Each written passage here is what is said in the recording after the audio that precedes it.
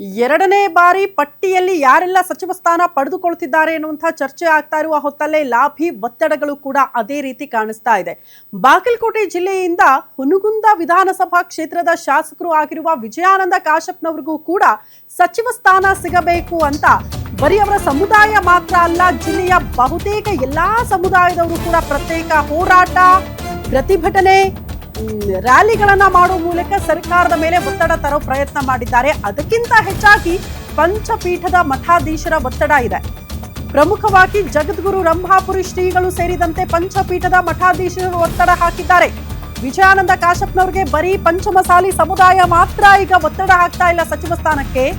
ಅವರ ಕ್ಷೇತ್ರ ಮತ್ತು ಜಿಲ್ಲೆಯಲ್ಲಿರುವ ಅಷ್ಟೂ ಸಮುದಾಯದವರು ಕೂಡ ಒತ್ತಡ ಹಾಕ್ತಿದ್ದಾರೆ. ನಮ್ಮ ಜಿಲ್ಲೆಯಿಂದ ಶಾಸಕ ವಿಜಯಾನಂದ ಕಾಶಪ್ಪನವರಿಗೆ ಸಚಿವ ಸ್ಥಾನ ಬೇಕು ಅಂತ.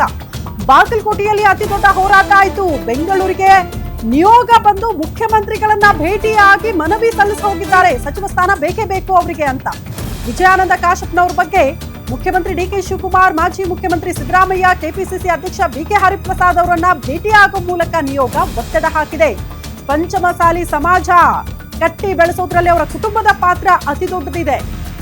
ದಿವಂಗತ ಎಸ್.ಆರ್. ಕಾಶಪ್ಪನವರು 40 ವರ್ಷದಿಂದ ಪಕ್ಷದ ಜೊತೆಗೆ ಪಂಚಮಸಾಲಿ ಸಮಾಜ ಕಟ್ಟಿ ಬೆಳೆಸಿದವರು. ತಂದೆಯ ರೀತಿ ಪಕ್ಷದ ಜೊತೆ ಸಮಾಜ ಕೂಡ ಬೆಳೆಸ್ತಾ ಇರೋದು ಶಾಸಕ, ಯುವ ನಾಯಕ ವಿಜಯಾನಂದ ಕಾಶಪ್ಪನವರು. ಹಾಗಾಗಿ ಶಾಸಕ ವಿಜಯಾನಂದ ಕಾಶಪ್ಪನವರಿಗೆ ಸಚಿವ ಸ್ಥಾನ ಬೇಕು ಅಂತ ಬೇಡಿಕೆ ಜಾಸ್ತಿ ಆಗ್ತಾ ಇದೆ. ಜಗದ್ಗುರು ರಂಭಾಪುರಿ ಶ್ರೀ ಸೇರಿದಂತೆ ಪಂಚಪೀಠದ ಮಠಾಧೀಶರ ಒತ್ತಡ.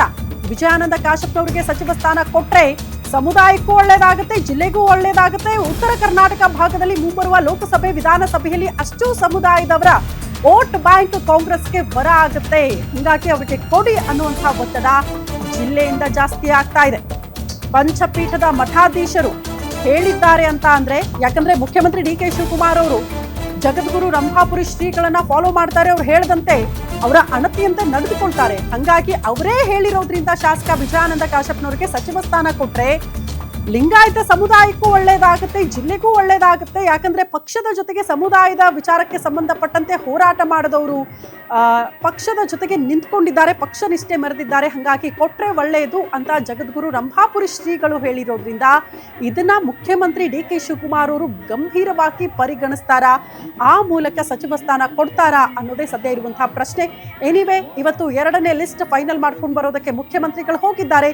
ಈ ಎಲ್ಲ ಅಂಶವನ್ನ ಗಮನದಲ್ಲಿಟ್ಕೊಂಡು ಮುಂಬರುವ ಚುನಾವಣೆಯನ್ನ ಗಮನದಲ್ಲಿಟ್ಕೊಂಡು ಶಾಸಕ ವಿಜಯಾನಂದ ಕಾಶಪ್ಪನವರಿಗೆ ಸಚಿವ ಸ್ಥಾನ ಕೊಡ್ತಾರಾ ಅನ್ನೋದನ್ನ ಕಾದು ನೋಡಬೇಕು. ಕೊಟ್ರೆ ಒಳ್ಳೆಯದು. ಪಂಚಮಸಾಲಿ ಸಮುದಾಯದ ಜೊತೆಗೆ ಎಲ್ಲಾ ಸಮುದಾಯದ ವೋಟ್ ಬ್ಯಾಂಕ್ ತರುವಂತಹ ಶಕ್ತಿ ಉಳ್ಳಂತಹ ಯುವ ನಾಯಕ, ಹಂಗಾಗಿ ಸಹಕಾರಿ ಆಗುತ್ತೆ ಅನ್ನೋದನ್ನ ಗಮನದಲ್ಲಿಟ್ಕೊಂಡು ಕೊಡಬಹುದು ಅನ್ನುವಂತಹ ನಿರೀಕ್ಷೆಯಲ್ಲಿ ಜಿಲ್ಲೆಯ ಜನ ಇದ್ದಾರೆ. ಶಾಸಕ ವಿಜಯಾನಂದ ಕಾಶಪ್ಪನವರಿಗೆ ಸಚಿವ ಸ್ಥಾನಕ್ಕಾಗಿ ಬೇಡಿಕೆ ಜಾಸ್ತಿ ಆಗ್ತಾ ಇದೆ. ಜಿಲ್ಲೆಯ ಜನರಿಂದ ಒತ್ತಡ ಕೂಡ ಜಾಸ್ತಿ ಆಗ್ತಾ ಇದೆ. ಈಗೇನು ದೃಶ್ಯ ನೋಡ್ತಾ ಇದ್ದೀರಲ್ಲ, ಜಿಲ್ಲೆಯಲ್ಲೂ ಕೂಡ ಒಗ್ಗಟ್ಟಾಗಿ ಜನ ಅತಿ ದೊಡ್ಡ ಹೋರಾಟ, ಪ್ರತಿಭಟನೆಯ ಮಾಡೋ ಮೂಲಕ ಸರ್ಕಾರದ ಮೇಲೆ ಒತ್ತಡ ತರೋ ಪ್ರಯತ್ನ ಮಾಡಿದ್ದಾರೆ. ಅದರ ಜೊತೆಗೆ ಪಂಚಮಸಾಲಿ ಸಮುದಾಯಕ್ಕೆ 2A ಮೀಸಲಾತಿ ತರಬೇಕು ಅಂತ ಅತಿ ದೊಡ್ಡ ಹೋರಾಟ ಮಾಡಿದ್ದು, ಆ ಪಾದಯಾತ್ರೆಯ ನೇತೃತ್ವ ವಹಿಸಿಕೊಂಡಿದ್ದು ಕೂಡ ಶಾಸಕ ವಿಜಯಾನಂದ ಕಾಶಪ್ಪನವರು. ಹಂಗಾಗಿ ಹೋರಾಟದಲ್ಲಿ ಅವರ ನೇತೃತ್ವ ಇತ್ತು ಅನ್ನೋ ಕಾರಣಕ್ಕೇನೆ ಲಾಸ್ಟ್ ಟೈಮ್ ವಿಧಾನಸಭೆ ಚುನಾವಣೆಯಲ್ಲಿ ಇಡೀ ಲಿಂಗಾಯತ ಸಮುದಾಯ ಸೇರಿದಂತೆ ಪಂಚಮಸಾಲಿ ಸಮುದಾಯದ ಓಟ್ಗಳು ಕಾಂಗ್ರೆಸ್ಗೆ ವರದಾನ ಆಗಿತ್ತು ಅಂತ. ಇದೆಲ್ಲವನ್ನ ಗಮನದಲ್ಲಿ ಇಟ್ಕೊಳ್ಬೇಕು. ಅವರ ತಂದೆಯ ಕೊಡುಗೆ, ಪಕ್ಷದ ಜೊತೆಗೆ ಸಮುದಾಯವನ್ನ ಕಟ್ಟಿ ಬೆಳೆಸೋದ್ರಲ್ಲೂ ಕೂಡ ದಿವಂಗತ ಎಸ್.ಆರ್. ಕಾಶಪ್ಪನವರವರ ಕೊಡುಗೆ ಇದೆ. ಇದನ್ನ ಹೈಕಮಾಂಡ್ ಗಮನಿಸಬೇಕು, ಮುಖ್ಯಮಂತ್ರಿಗಳು ಗಮನಿಸಬೇಕು. ಅದನ್ನ ಮುಂದುವರಿಸ್ಕೊಂಡು ಹೋಗ್ತಾ ಇರೋದು ಅವರ ಪುತ್ರ ಶಾಸಕ ವಿಜಯಾನಂದ ಕಾಶಪ್ಪನವರು. ಹಾಗಾಗಿ ಈ ಅಂಶಗಳನ್ನ ಗಮನದಲ್ಲಿಟ್ಕೊಂಡು ಅವರಿಗೆ ಸಚಿವ ಸ್ಥಾನ ಕೊಡುತ್ತಾ ಹೈಕಮಾಂಡ್ ಅನ್ನೋದೇ ಸದ್ಯಕ್ಕಿರುವಂತಹ ಪ್ರಶ್ನೆ. ಕೊಡಲೇಬೇಕಾದಂತಹ ಅನಿವಾರ್ಯತೆ ಇದ್ದಂಗೆ ಕಾಣಿಸುತ್ತೆ. ಯಾಕಂದ್ರೆ ಜಗದ್ಗುರು ರಂಭಾಪುರಿ ಶ್ರೀಗಳು ಕೂಡ ಬೇಡಿಕೆ ಇಟ್ಟಿದ್ದಾರೆ, ಒತ್ತಡ ಹಾಕಿದ್ದಾರೆ ಶಾಸಕ ವಿಜಯಾನಂದ ಕಾಶಪ್ಪನವರಿಗೆ ಸಚಿವ ಸ್ಥಾನ ಕೊಡಬೇಕು ಅಂತ. ಹಂಗಾಗಿ ಮತ್ತೊಂದು ಕಡೆ ಜಿಲ್ಲೆಯ ಜನ ನಿಯೋಗ ಹೊತ್ತು ಬೆಂಗಳೂರಿಗೆ ಬಂದು ಮುಖ್ಯಮಂತ್ರಿಗಳನ್ನ ಭೇಟಿಯಾಗಿ ಒತ್ತಡ ಹಾಕಿದ್ರು. ಅಲ್ಲಿಗೆ ಮುಖ್ಯಮಂತ್ರಿ ಡಿಕೆ ಶಿವಕುಮಾರ್ ಅವರು ಕೂಡ ಭರವಸೆ ಕೊಟ್ಟಿದ್ದಾರೆ.